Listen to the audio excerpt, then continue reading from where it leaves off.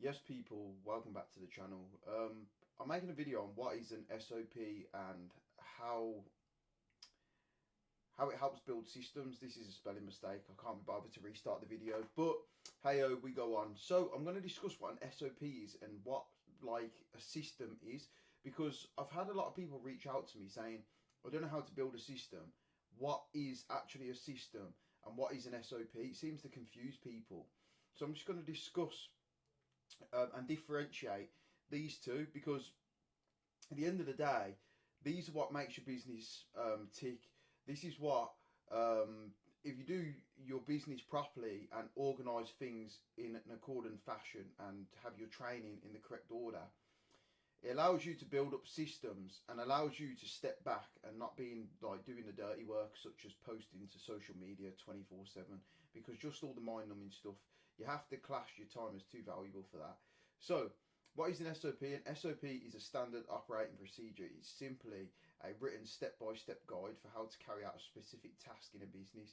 It explains what to do, how to do it, in what order, so that anyone in the team can follow it and get the same results every time. So within our business, what we do, we open up a Notion document and we have step 1, 2, 3, 4, 5, 6, 7, 8, 9, 10, however many steps need to be done. And each step, for example, let's do an example of making a YouTube video. The first step would be open up Google. Second step, Google YouTube. Third step, click create in the top corner. We make it dummified, because some people, can get very, very confused, and we don't want to have to keep reiterating information back to our workers, when the bottom line is, if you make a good SOP, all you need to do is just write it on a piece of paper. What we do is write a step by step, and then at the bottom of the paper, we do a video of us actually doing it. You have to do it first. You can't just outsource it straight away. You have to do it yourself first to know what works, know what doesn't work. Because normally, when you do build out an SOP or you do something for the first time, there's always little bugs and nuts and crannies that you have to get past. So any objections or anything that you're struggling with, any issues that come in the way, you can put at the bottom as well. These are how to solve the problems. So this is what we give to all of our workers, a standard operating procedure. And then why we use SOPs is just to stop people guessing, reduce mistakes, make training new staff faster, and keep work consistent across the team. Instead of relying on memory and individual habits, the process is documented and it can be repeated the same way. So this is a good point. If you are not documenting it, you might end up getting into a situation where you forgot how to do something, you haven't done it in a while, or maybe, for an example with OFM, not every model wants to do TikTok marketing, right? So you have a number of VAs that are working with Instagram, everything like that. You haven't touched TikTok in a while, because you've got people doing it automatically. You may have creators that aren't actually doing TikTok lives, and then you come across one who does. So you're going to learn it right in SOP. For if it does come around a second time, your workers know what they're doing. You can memorise what's going on. Because to remember every single step-by-step for every single SOP, and remember everything about proxies, remember everything about absolutely everything, you will forget little things if you're not writing it down. So SOPs are a great way to store things in there. As a one-sentence version, an SOP is clear step-by-step set of instructions for completing a task, so it's always done correctly and consistently. That is the simplest way to put it. And then how this SOP links into building a system. So a system is just something that runs when you're not touching it. So it's how your business runs from start to finish. For example, outreach, onboarding, chatting. So let's go through a chatting system. You sign a model. My employee takes all the information, like a model onboarding thing, all the information about her. That gets submitted over to the chatting manager.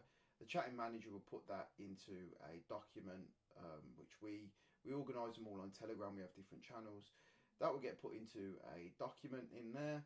Then the chatters get some information that, all the background history is in there, has all the specialties, how much we're going to charge for how much you're going to charge for customs, everything like that. And then the chatters pick up that information and start chatting, and they read through the chats to make sure they're speaking like the model. That is a system built, and you're not having to touch it.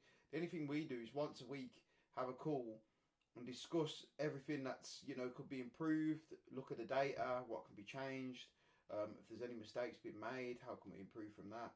That is all it is. That's all business is, just reviewing what you've done. So for a system to work properly, every step inside needs to be done the same way each time. You don't want standards to drop. You want them to be kept as high as possible. That's why the weekly calls are amazing, and that's why you should put a lot of effort into SOPs and, really making them work. That's where SOPs come in, and SOPs are step-by-step instruction.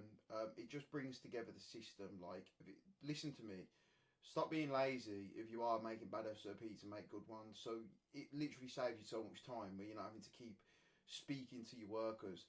Because if you are busy like me, I ain't got time to keep chatting to them all day. I want to be growing. I want to be improving. I want to be making videos like this. I don't have time to be speaking to all my workers. I do, but it's not like spending my time wisely. When you document every key task with SOPs, all these tasks connect together and form a complete repeatable system.